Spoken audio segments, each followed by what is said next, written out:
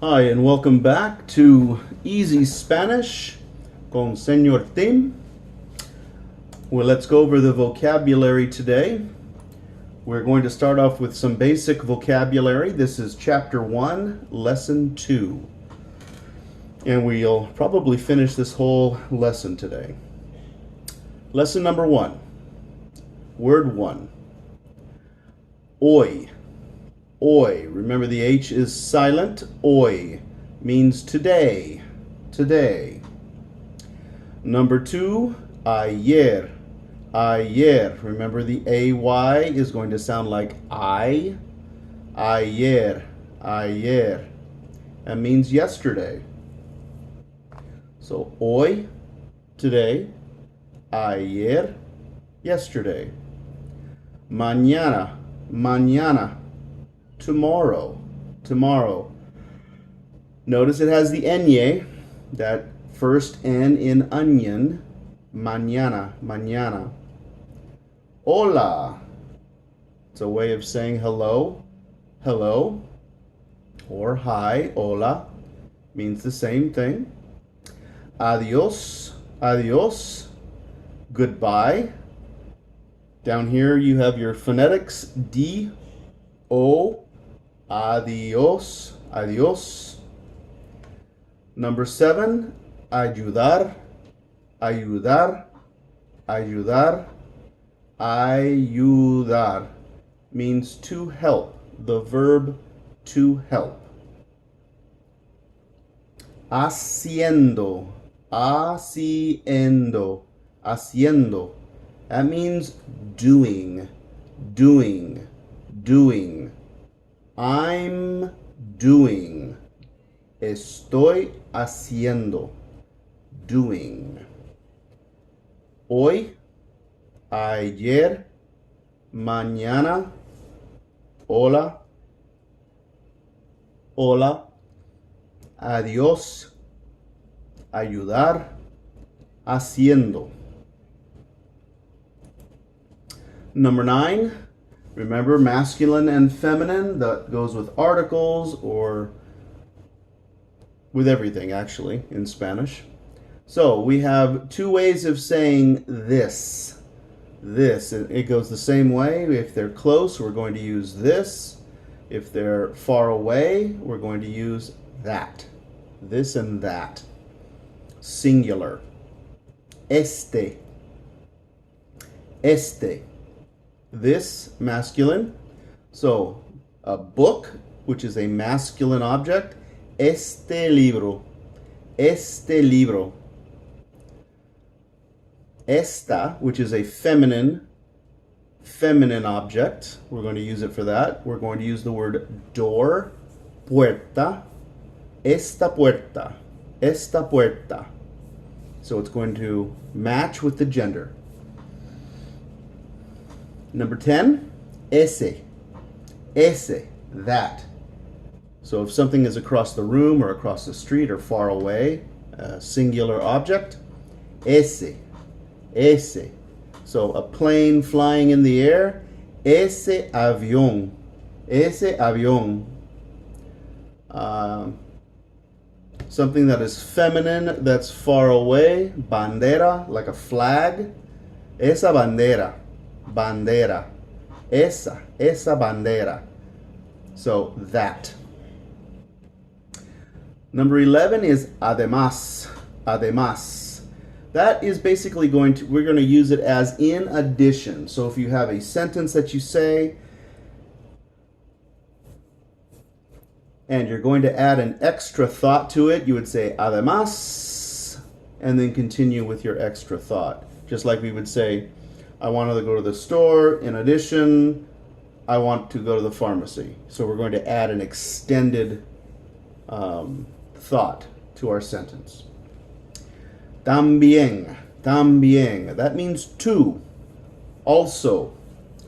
To or also.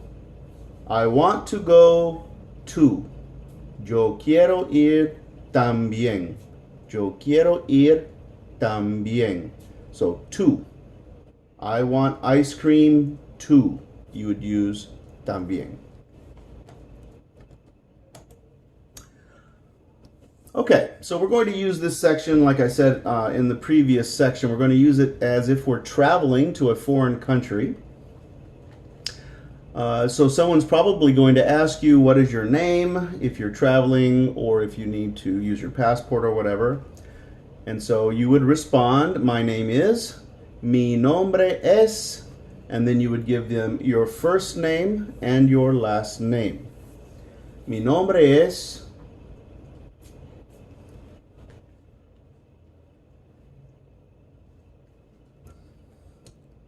If they ask you for an identification number, whether it's for your luggage or if you have a number you're traveling with, or a group number, maybe you're traveling with a company or something, you can say now one thing about Spanish, they never use the word ID. They always say the whole word, identification. Okay, so this word, identificación, and I spelled this incorrectly. That I is not in there. Identificación. Okay? Mi número de identificación es mi número de identificación. Identificación es, and then you would give them your number. Okay, so for argument's sake, let's just do 3, 4, 5, 6. And so we can just give that number. Let's practice. 3, 4, 5, 6. Mi número de identificación es 3, 4, 5, 6. Now, as you get more advanced, obviously, you can do 3456, or you can do 3456. But at the beginning level, let's just do 3, 4, 5, 6. 3, 4, 5, 6. Okay, now, this is a situation where you're going to be handing someone your passport. Maybe you're on a cruise ship, or you're getting off the plane, or you need to go through a international check-in. Okay. Now, the order of how you're going to say this is going to be a little bit different because sometimes the adjectives are in back and the possessives are in front and so forth. So it's going to be a little bit mixed up. So we're going to practice this the correct way. So we're going to pretend like we're handing a passport to the police or the authority for the airline or whatever. Okay? This is pasaporte. Pasaporte. Mi pasaporte está aquí. Mi pasaporte está aquí. Here is my passport, like you're handing it to them. Now, there are many ways to say this. You can use the word tomar, which is here. Take this. Tómalo. Take this. Okay, we're just going to practice this one for right now. We'll get into other things later. Mi pasaporte está aquí. My passport is here. Or, here is my passport. Handing it to them. Then they're probably going to ask you, where are you from in Spanish? Okay, so we need to practice this. Soy de Estados Unidos. Soy de Estados Unidos. Now, if you are from England,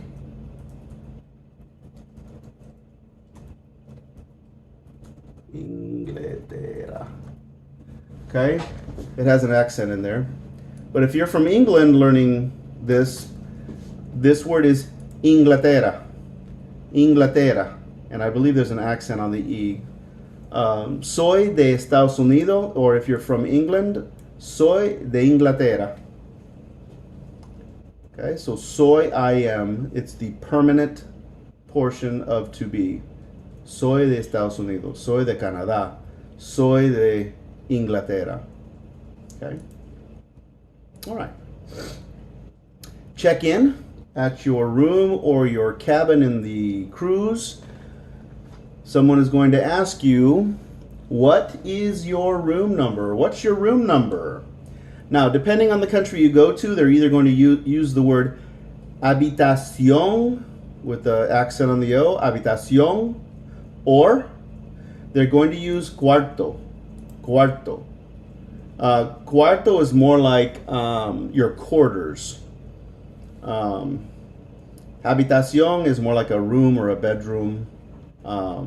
So it depends on where you're going. So they'll probably ask, ¿cuál es el número de su habitación? That could be a hotel room, whatever. ¿Cuál es el número de su cuarto? So if you're going to Puerto Rico or the Caribbean, more likely you're going to be using cuarto. Everywhere else, more than likely it's going to be habitación. ¿Cuál es el número de su habitación?